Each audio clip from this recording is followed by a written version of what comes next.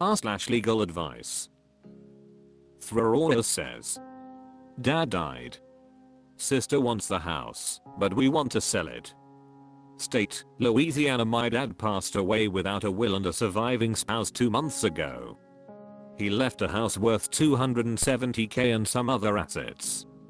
My stepmom, surviving spouse, wants to get me and my sisters together to talk about his estate and needs information from us. I have 2 siblings. My oldest sister wants to keep the house and live in it while me and my other sister wants to sell it. I was told that if she lives in it, she would have to get us our share. My sister said if she does get the house, she's not giving us a thing. I'm not familiar with the law or anything related to it and who gets what. I recently have a lawyer, but he's taking his time. If my sister gets the house, how will I get my share? Update, stepmom still living there apparently and says the house is ours and wants to be the one to keep it. She offered us $10,000 and access to his other assets if we let her keep it.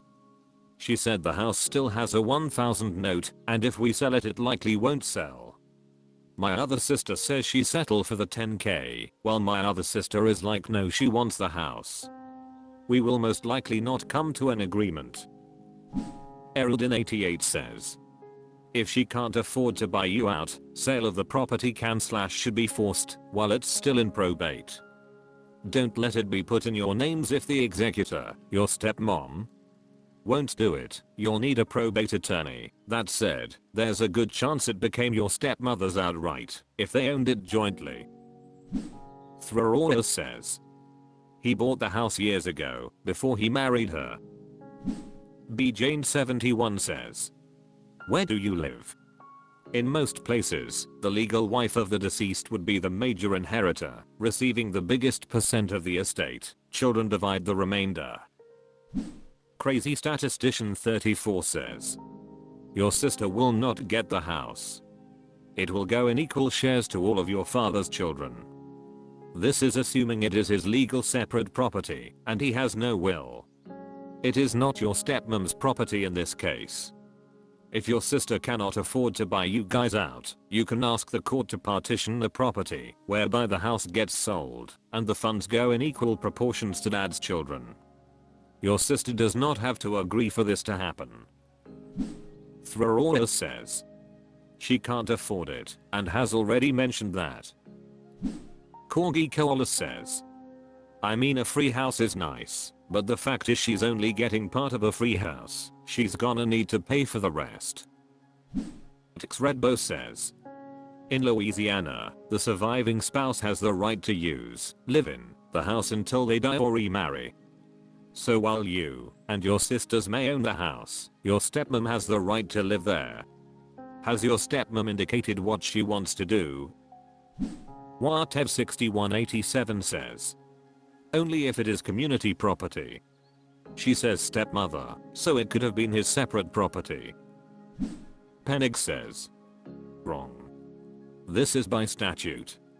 States that don't have community property also have statutes like this. Anxious Sunday 4617 says, considering some of the horror stories about wills and property I've read on here, good on your stepmom for keeping you involved. Congratulations, she met the minimum requirement to be a decent human being. Whose name was the house in? I assume if it goes through probate and ends up split 3 ways, your sister will need to either buy the house from you and your stepmom or she's sole. You'd definitely talk to a probate attorney. r/legal advice. Del99 says, new AC unit was installed, broke my PC. Someone was in my apartment without my consent. Hey, I'm in a really annoying situation right now regarding some personal property and I need a bit of guidance. I was told to put this here. I copied it over from my post on r/advice. State, Oklahoma too long, didn't read, new AC unit that I watched get installed failed and ruined my expensive gaming rig. Insurance won't cover it. Also, someone was in my apartment without my consent. I moved into a new apartment at the beginning of the year. About a week into my stay my heating/AC unit failed and I requested to get it checked out. Our building's on-site mansions guy came by and said that he'd have to reach out to the third-party HVAC company that is in charge of doing heat/air stuff. HVAC inspected, said it was broken. Unit and replaced it on January 13th. I was home when they installed the heat unit. I watched them take down the old one and replace it with the new unit January 31st. Just 2 weeks later, the heating unit the HVAC company had just installed had a water pump failure and completely broke and shot water down my wall and sadly into my computer. I reached out to my on-site mansions guy to get in contact with HVAC. Later that day on January 31st, somehow one of the HVAC guys got into my unit without my consent, management's consent, and did not notify the on-site mansions team that they'd be in my apartment. Both management and mansions told me they were not aware of them being in my apartment. HVAC left an orange tool and a tennis ball, random, I know, in my apartment, thus solidifying proof that someone was in my apartment without my consent. When I arrived home from work, the on-site mansion guy showed up to my unit and was frustrated because he told me he was not aware that someone from HVAC was coming by on the 31st and that they ruined my computer. The maintenance guy was on the phone with the HVAC rep and the rep identified and understood that the AC/heat failure resulted in my computer breaking. I reached out to my insurance and of course, as useless as they are, they do not cover water damage properly. They told me that they'd only cover personal property loss in the event of fire/theft. What do I? Catamus Rex says, I think that you need to get in direct contact with the HVAC company. If they are unwilling to reimburse you, it's small claims court time. Redditosa1211 says, you don't consent to entry. You are notified. You can complain to landlord that you don't think you were notified here. I'm not sure I hear any clear case on the computer damage. Snexarusa says, I'm not a lawyer, but was an HVAC guy for 15 years. If what you're describing is what I think happened, it sounds to me like the condensate pump was installed incorrectly, which would be negligence that resulted in property damage. I'm making some assumptions here though, without knowing details. How did the HVAC company know to come out on the 31st if nobody from the maintenance dep knew they were coming out? A water leak is a valid reason to enter a rental without advanced notice to mitigate water damage. At any rate, if you post pics of what happened at the unit, I might be able to tell you whether or not the HVAC company may have been negligent. These sorts of things usually have some sort of redundancy to avoid water damage, assuming everything is installed correctly. Rebecca says, if you reported flooding, that's one of the few emergencies they can enter with reduced notice. r/legal advice. Halfling Angel says, mother won't let me use my SSN for pregnancy care, among other things. Some background information first. I'm 15. I left my mom's house 5 months ago in September, and I've been doing just fine. I have a place to stay. I buy my own clothes and groceries. I take care of my pet cat. I'm much happier since I left. Last July, my mother punched me repeatedly in my face, giving me bruises and marks that lasted a week. The police called it discipline. I'm also currently 19 weeks pregnant, and I seriously need an ob/gyn along with other services like the optometrist and a dentist and such. I'm working with DHS, Oregon, to get me things like housing, food stamps, and medical insurance, but I need my SSN, so they can verify who I am, and have everything on record. Today, me and my DHS caseworker called my mother over the phone. She would not give up my social security number to my caseworker because she wants to make sure she's not a fraud. Mind you, I was in the room and she talked to me, so I have no clue how it could be fake. My caseworker is currently discussing with her team to see what she can do, but it's very stressful and worrying since 20 weeks is usually the time for the anatomy scan, and I'm 6 days away from that. I checked the throwaway Instagram account I made to reach out to my sister, who is telling me to get an abortion when I don't want to, and her and my mother are pressuring me to go back home for help. My caseworker had me send screenshots of the messages to her work phone. I don't know how much it'll help, but I did it. In the messages, my sister said my mom really wants me to get the abortion and to get medical treatment. My mother said on the phone to my caseworker that she is supportive of whatever decision I make, so basically she lied. Another series of texts that I think is important. She said if you want the abortion then you gotta come back.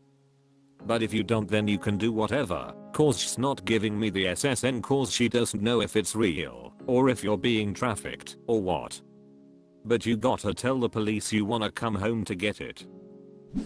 Those messages lead me to believe they are not giving me my SSN to seek medical care and other important things on my own, and will only give me my SSN if I go back, which I don't want to because of my mother's incident of punching me in the face.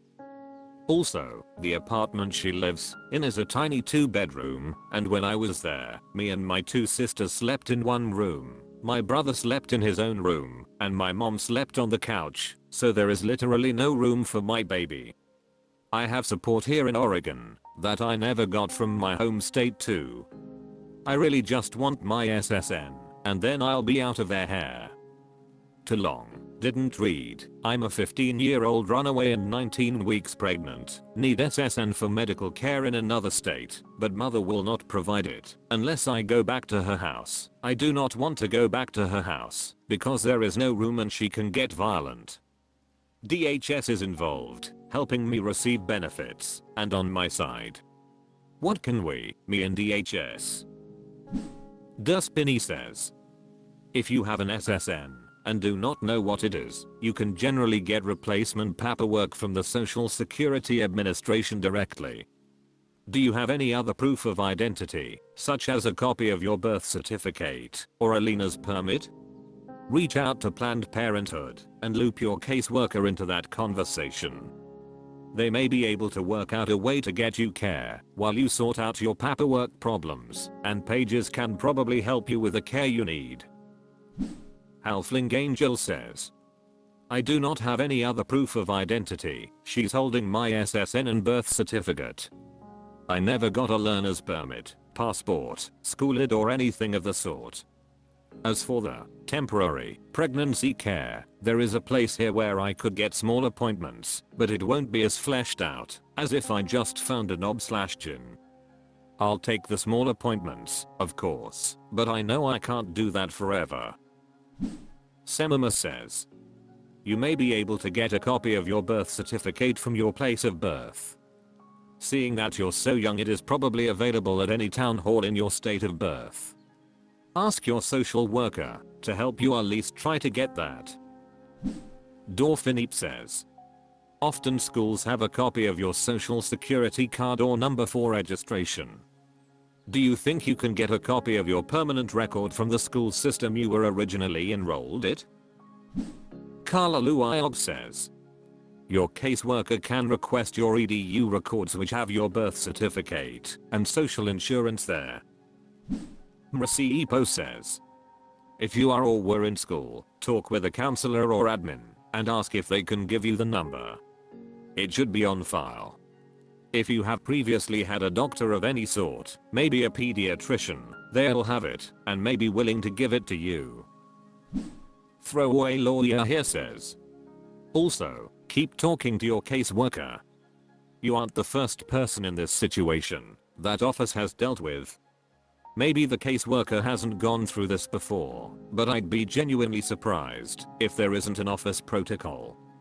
Maybe your caseworker has to talk to a supervisor or something. They won't just stop helping you.